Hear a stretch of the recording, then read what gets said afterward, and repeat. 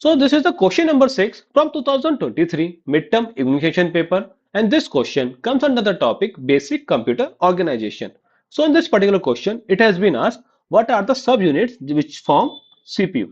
तो अगर मैं CPU की बात करूं तो CPU के अंदर हमारे पास क्या क्या होते हैं, ALU होते हैं, CU होते हैं और इवन आपके रजिस्टर्स भी होते हैं।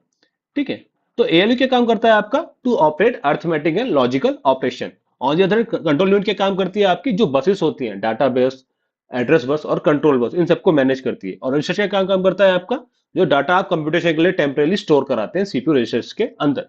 Hence for this one, option number C is the correct one.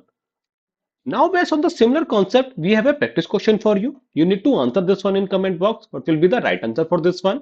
Okay guys, then that's it for the day. If you have any doubt regarding this one, feel free to ask in the comment box. Okay then, thanks for your time.